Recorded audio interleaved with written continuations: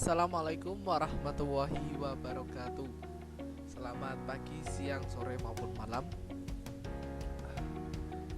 Perkenalkan, nama saya Mario Danang Pambudi, NIM 45124190021.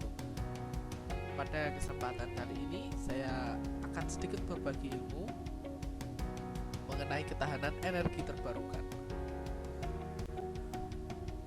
Untuk tema maupun topik yang saya angkat pada kali ini adalah solar cell energy atau pembangkit listrik tenaga sinar matahari atau PLTS sebagai solusi alternatif dalam era pembangunan berkelanjutan.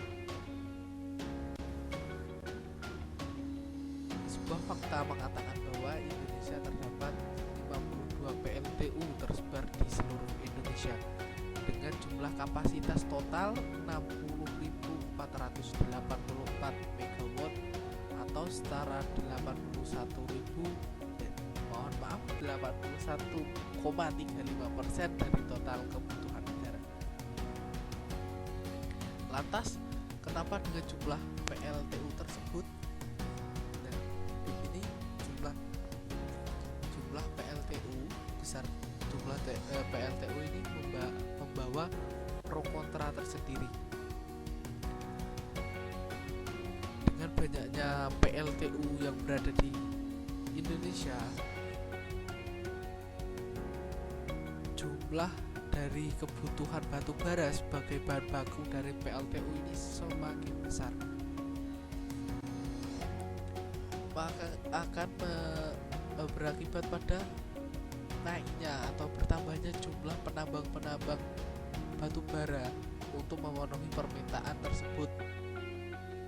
Seperti yang kita ketahui bahwa batu bara merupakan salah satu sumber energi dari alam yang tidak bisa terbarukan. Jika pengambilan sumber energi batu bara ini dilakukan secara terus-menerus dalam jangka waktu yang lama, ini akan mengalami kehabisan atau akan habis. Nah, itulah yang menjadi permasalahan. Kenapa kita harus berpindah ke energi terbarukan? Karena energi fosil seperti batu bara ini akan habis pada waktu-waktu tertentu. Ditambah dengan jumlah dari kebutuhan alat kebutuhan, yaitu di sini adalah PLTU yang besar. Ini jumlah kerusakan, jumlah pemakaian dari batu bara ini jumlahnya sangat besar dan bisa diprediksi bahwa beberapa tahun ke depan, jika memang polanya masih seperti ini, permintaan batu bara ini semakin meningkat, sedangkan stok batu bara di alam ini akan habis. Pada masa yang akan datang, kita mau menggunakan energi apa ketika energi batu bara sudah mengalami kehabisan?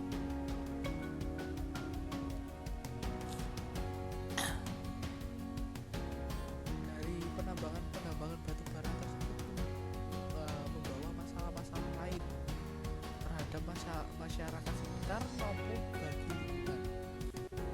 Salah satu dampak yang ditimbulkan dari eksploitasi batu bara adalah sebuah video dokumenter yang terbit atau dirilis pada tahun 2019 berjudul Sexy Killers.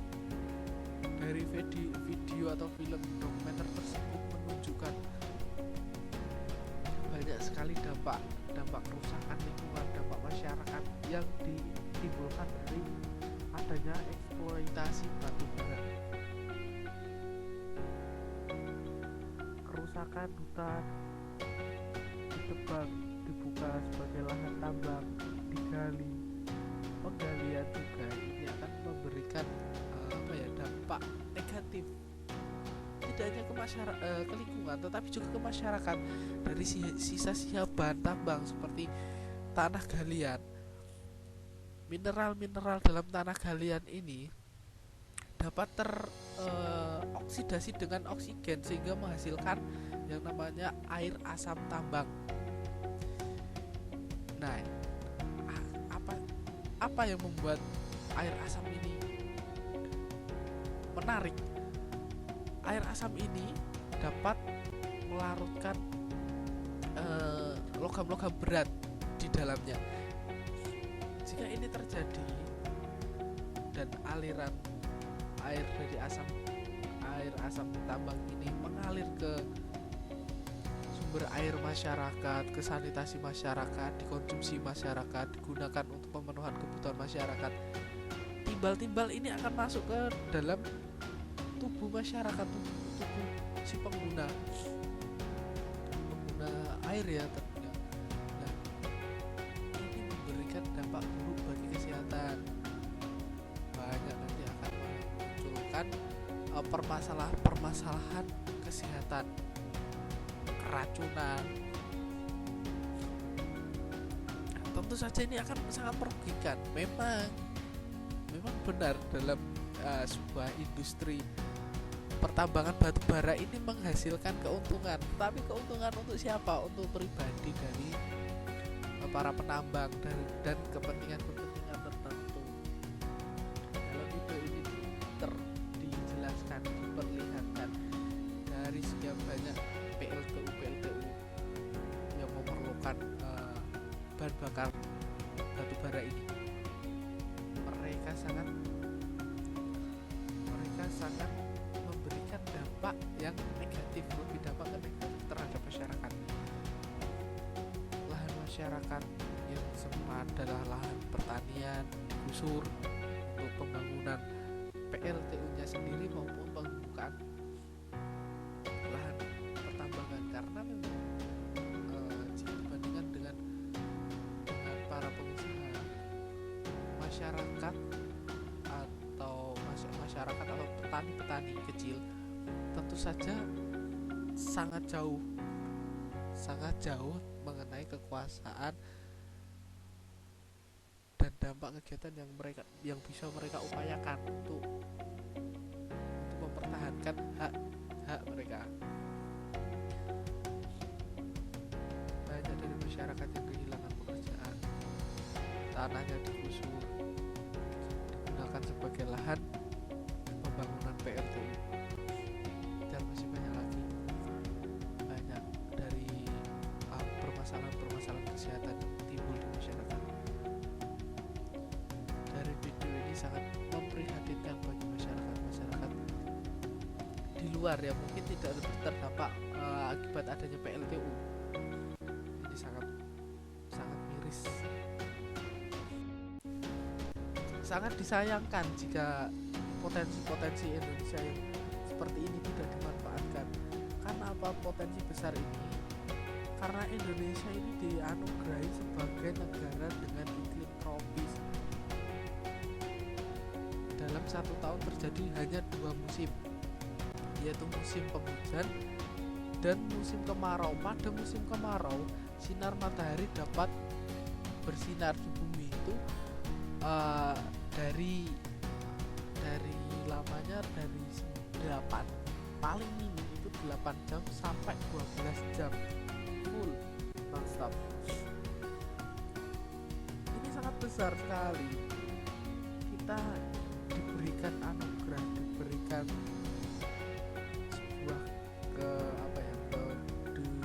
sebuah keunggulan tersendiri dari Tuhan. Sayang sekali jika tidak kita manfaatkan. Yang selanjutnya adalah keunggulan dari penggunaan PLTS.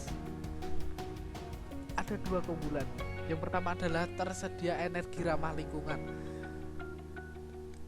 Berdasarkan komite lingkungan hidup, pemerhati lingkungan baik dalam tingkatan yang lokal maupun internasional, ini mereka mengharapkan bahwa di tahun-tahun ke depan ini akan terjadi energi ramah lingkungan yang terbarukan dengan istilah zero wasted pollution. Untuk apa? Untuk menjaga usia bumi, untuk menjaga kelangsungan hidup kehidupan di bumi ini agar bisa lebih panjang, tidak mudah dirusak. Dan yang kedua adalah tersedia secara berkelanjutan. Sinar matahari sebagai sumber dari PLTS ini merupakan sebuah anugerah yang diberikan untuk Tuhan, diberikan oleh Tuhan, mohon maaf, kepada setiap makhluk hidup di bumi. Dan setiap makhluk hidup di bumi pasti bergantung dengan adanya sinar matahari. Dalam firman-Nya Allah, yaitu surat At-Takwir ayat 1 dan ayat 2, yang jika diterjemahkan begini: apabila matahari digulung dan apabila bintang-bintang berjatuhan.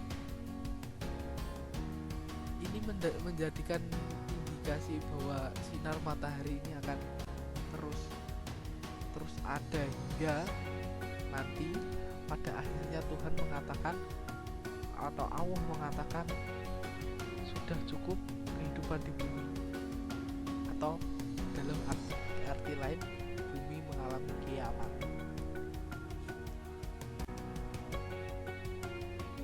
Ini berarti sinar matahari ini akan selalu ada,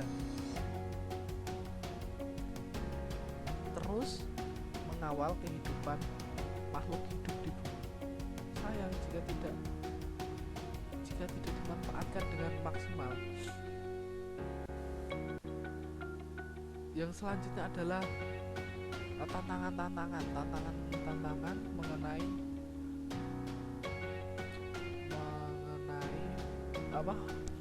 PLTS tersebut. Untuk tantangan yang pertama adalah dari finansial. Biaya investasi mahal. Ini bisa diakibatkan oleh kurangnya pengembangan teknologi.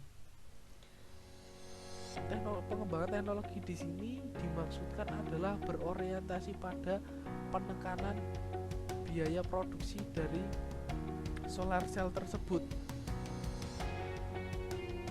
Perlu adanya pengembangan teknologi yang ibaratnya itu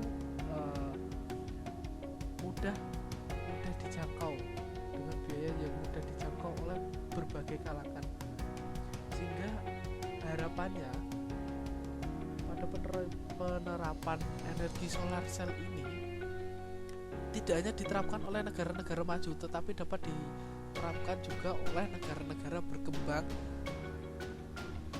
dan negara-negara miskin, setidaknya hanya untuk membantu kebutuhan listrik atau energi di negara tersebut. Yang kedua adalah iklim. Seperti yang kita ketahui bahwa